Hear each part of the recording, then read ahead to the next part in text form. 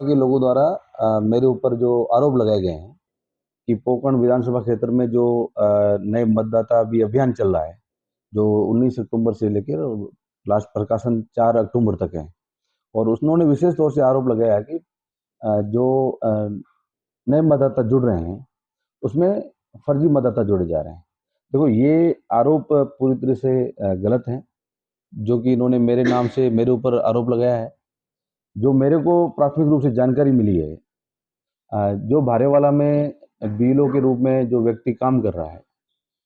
उसका परिवार खुद प्राथमिकता में उनके सदस्य भाजपा के हैं।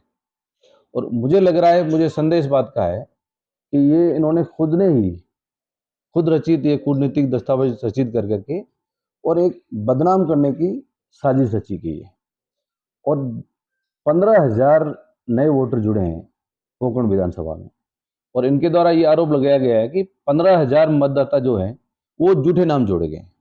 जो कि आज तक की प्रक्रिया चुनाव के बाद में 2018 से लेके अभी तक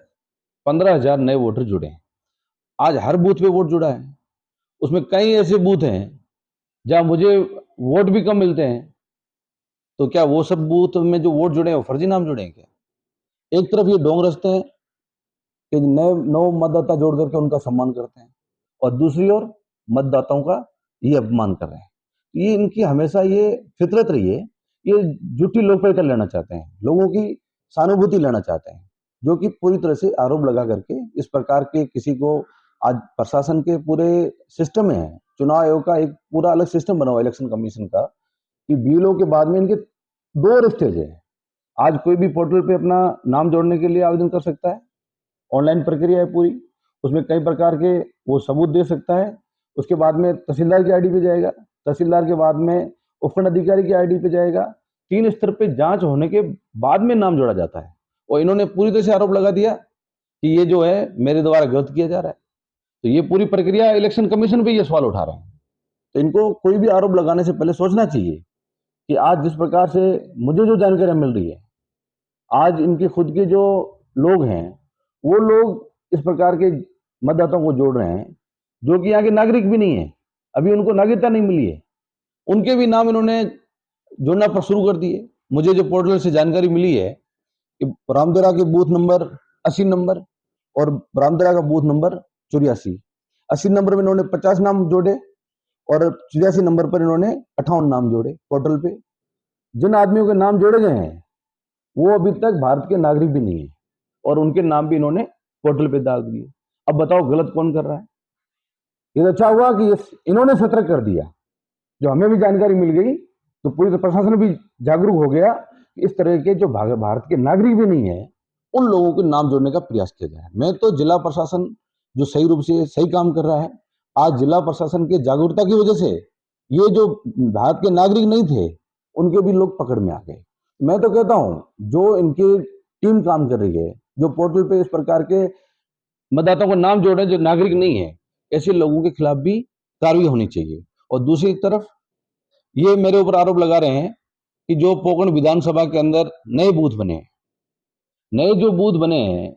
इनको ये जानकारी होनी चाहिए कि भाजपा जिला अध्यक्ष के लेटर हेड पे,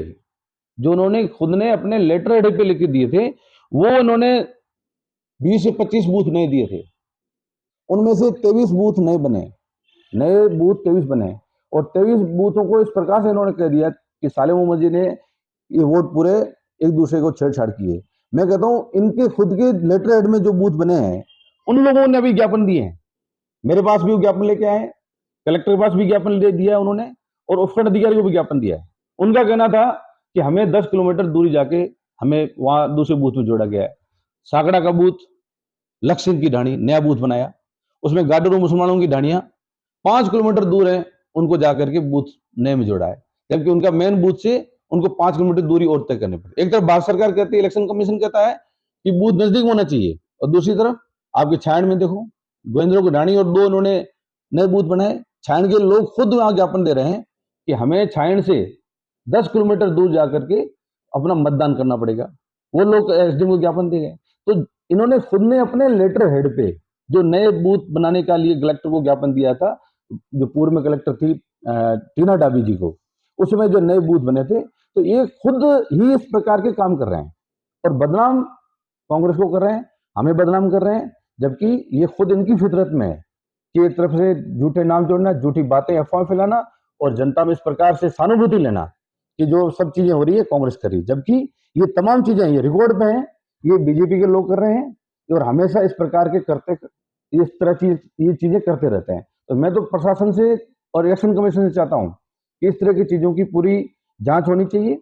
जो 10 किलोमीटर 5 किलोमीटर दूरी पे लोग जो बूथों में गए हैं, उनके वापस सही जो बूथ है, नजदीकी बूथ है, उनमें जोड़ा जाए और जो इस पोर्टल पे इस प्रकार के जो भारत के नागरिक नहीं है, उनके जो नाम जोड़े गए हैं, उनके खिलाफ भी जांच पूरी कर करके उनके खिलाफ भी एक्शन होना चाहिए और इलेक्शन पूरी तरह से साफ सुथरा होना चाहिए और इसमें मतदाता जो नए जुड़ रहे हैं उनका हमें सम्मान करना चाहिए, क्योंकि हर बार मैं देखता हूं, जब मैं पहला चुनाव लड़ा था, जब पोकरण विधानसभा के 1 लाख वोट थे और आज दूसरा 2018 जब चुनाव लड़ा था उस समय 1 लाख 96,000 थे। तो हमेशा 5 साल में 10 से 15,000 के बीच में वोट बढ़ा है और मैं समझता हूं जो तमाम प्रशासनिक रूप से तमाम जो लोग इलेक्शन कमीशन से जुड़े लोग हैं उनको साफ तरीके से और साफ छवि के साथ में काम करना चाहिए।